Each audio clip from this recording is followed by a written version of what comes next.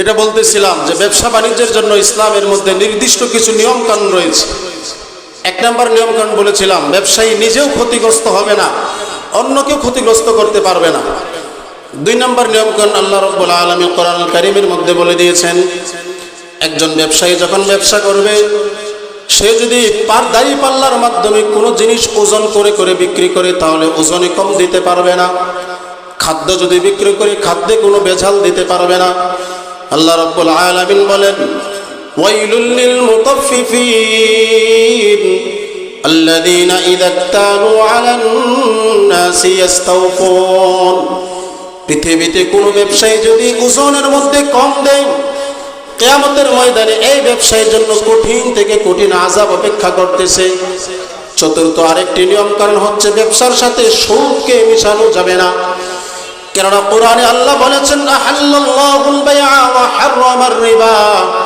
আমি আল্লাহ রাব্বুল আলামিন ব্যবসাকে হালাল করেছি, সুদকে হারাম করেছি। এভাবে 1, 2 করে প্রায় 9টি নিয়ম কানুনের কথা আল্লাহ রাব্বুল আলামিন কোরআনে বলে দিয়েছেন। যদি কোনো ব্যক্তি নিয়ম কানুনগুলো ফলো করে ব্যবসা বাণিজ্য করতে পারে তাহলে সে হবে সৎ ব্যবসায়ী। আর যে ব্যক্তি সৎ ব্যবসায়ী হবে, হাদিসের মধ্যে নবীজি সাল্লাল্লাহু আলাইহি ওয়াসাল্লাম বলেন, আত-তাজিরুস সিদকুল আমিনু মা'আন নাবিয়্যিনা ওয়াস-সিদ্দীকিনা ওয়াশ-শুহাদা। একজন সৎ ব্যবসায়ীর হালাল একজন ব্যবসায়ী, সৎ ব্যবসায়ীর হাসর নাসর হবে শহীদ, সিদ্দিক, শুহাদা এই সমস্ত ব্যক্তিদের সাথে। মুহতারাম মুসল্লিয়ানে কেরাম, যদি মানুষ অসৎভাবে ব্যবসা করে, যদি অন্য কোনো কাস্টমার কোনো ক্রেতাকে সে ঠকায়, তাহলে কিয়ামতের ময়দানে আল্লাহ রাব্বুল আলামিন বলেন, তার পক্ষে এবং তার বিপক্ষে 8 থেকে 8টি সাক্ষ্য হয়ে দাঁড়াবে। 1 নম্বর সাক্ষী হবে তার দোকান, যেই দোকানে বসে সে ব্যবসা করেছিল, অন্যায় করেছে, সেই দোকান তার বিরুদ্ধে সেদিন সাক্ষ্য দিবে। দোকান সেদিন ইয়াউমাইদিন তুহাদ্দিসু আখবারাহা, তার স্থান সব কিছু প্রকাশ করে দেবে।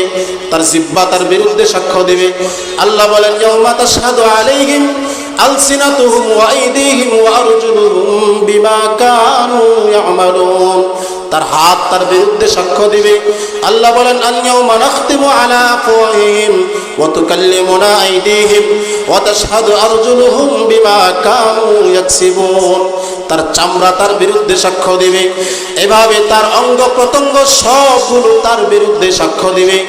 যদি সাক্ষ্যগুলো তার পক্ষে হয়ে যায় তাহলে আল্লাহ রাব্বুল আলামিন বলে, একজন সৎ ব্যবসায়ী হিসাবে আমি আল্লাহ রাব্বুল আলামিন তাকে জান্নাত দান করব।